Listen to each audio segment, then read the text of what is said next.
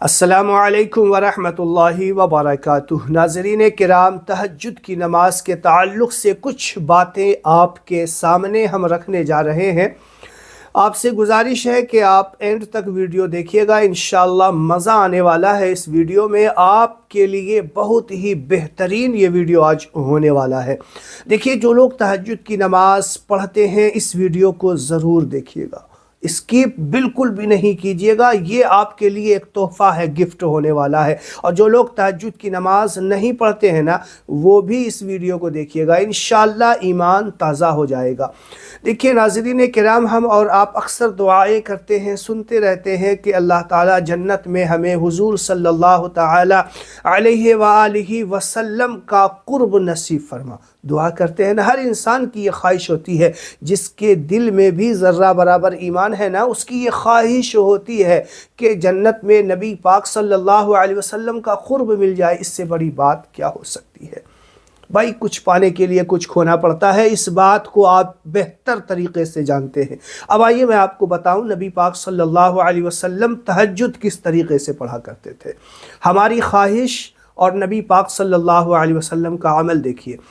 حضرت عائشہ صدیقہ رضی اللہ تعالی عنہا بیان فرماتی ہے کہ نبی پاک صلی اللہ تعالی علیہ وسلم جب تہجد کے لیے بیدار ہوتے، عشاء کی نماز پڑھتے سو جاتے، اور جب تہجد کے لیے بیدار ہوتے نا تو اس قدر کھڑے رہتے کہ آپ کے پیروں میں ورم آ جایا کرتا تھا۔ آپ نے سنا ہے نا کہ نبی پاک صلی اللہ علیہ وسلم رات بھر عبادت کیا کرتے تھے۔ حضرت عائشہ فرماتی ہے کہ تہجد کے لیے نبی پاک اس طریقے سے کھڑے ہو جاتے کہ آپ کے پیروں میں ورم آ جاتا، انگلیاں سوج جاتی، اتنی دیر کھڑے رہتے۔ اب ہم جو دعائیں کرتے ہیں کہ قرب حاصل ہو جائے، اور 2 رکعت نماز پڑھتے ہیں فجر کی، یا 4 رکعت ظہر کی، جو سنتیں وغیرہ پڑھتے ہیں، اس تیزی میں رفتار میں پڑھتے ہیں کہ کوئی ارکان صحیح طریقے سے ادا ہو رہا ہے یا نہیں ہو رہا، کچھ خبر نہیں ہوتا ہمیں۔ نبی پاک صلی اللہ علیہ وسلم جب عبادت کیا کرتے تھے نا، آپ یقین مانیے کہ ایسا نہیں ہے کہ تہجد کی نماز پڑھ رہے ہیں اور سورت کوئی پڑھ رہے ہیں تو جہاں پہ جنت کا بیان آتا تو وہاں پہ امت کے لیے جنت کی دعائیں بھی کیا کرتے تھے نماز میں۔ آپ یقین کیجئے، نبی پاک صلی اللہ علیہ وسلم جہاں جہنم کا بیان آتا، نبی پاک صلی اللہ علیہ وسلم جہنم سے پناہ مانگتے اپنی امت کے لیے۔ آپ سوچئے، جہاں جس چیز کا ذکر آتا دعا پڑھتے۔ یہ تہجد کی نماز میں جو نفلی عبادات ہوتے ہیں اس میں اس کی اجازت ہے، آپ اس بات کو جان لیجئے۔ نبی پاک صلی اللہ علیہ وسلم جو تلاوت کیا کرتے تھے، علماء کرام فرماتے ہیں الحمدللہ رب العالمین الرحمن الرحیم، اس طریقے سے نہیں بلکہ آرام سے ٹھہر کے الحمدللہ رب العالمین الرحمن الرحیم، اس طریقے سے ٹھہر کے تلاوتیں کیا کرتے تھے۔ ایک صحابی کا تو بیان ہے کہ نبی پاک صلی اللہ علیہ وسلم تہجد کے لیے کھڑے تھے، میں ان کے بغل میں جا کے کھڑا ہو گیا۔ آپ یقین کیجئے، وہ صحابی کہتے ہیں کہ میرے نفس نے یہ کہا کہ اب میں نماز توڑ کے چلا جاؤں۔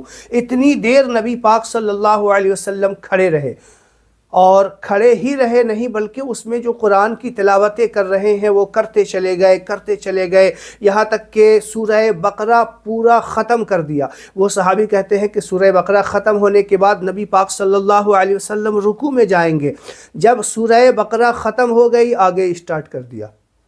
پھر اس کے بعد کہا کہ اب یہ سورت ختم کرنے کے بعد نبی پاک صلی اللہ علیہ وسلم رکوع میں جائیں گے، لیکن پھر نبی پاک آگے نکل گئے۔ اسی طریقے سے پڑھتے 5.5 پارہ تقریباً 1 رکعت میں پڑھ دیا۔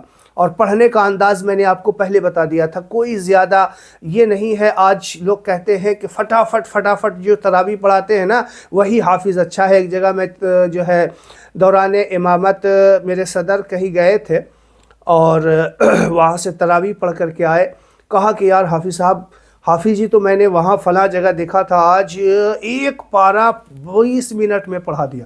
22 منٹ تو حد ہو گئی، اتنی جلدی 1 پارہ پڑھا دیا۔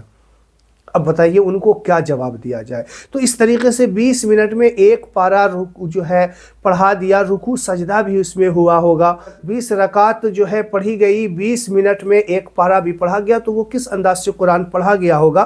تو آج لوگ سمجھتے ہیں کہ جتنا زیادہ تیز پڑھا جائے اتنا ہی اچھا حافظ ہوگا یا اتنا ہی اچھا عالم ہوگا۔ تو بہرحال میں آپ کو بتاؤں، نبی پاک صلی اللہ علیہ وسلم اس طریقے سے عبادتیں کیا کرتے تھے۔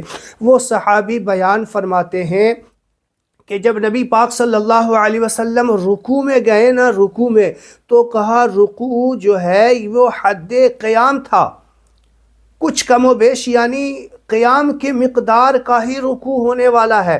یعنی حضور صلی اللہ علیہ وسلم نے جو قیام کیا تھا، 5.5 پارہ پڑھا تھا، رکوع میں اتنا ٹائم لگایا، سبحان ربی العظیم، اور جو دعائیں اللہ کے نبی پڑھ رہے ہوں گے، کہا وہ جو ہے بس کچھ کمی بیشی قیام کے تھا۔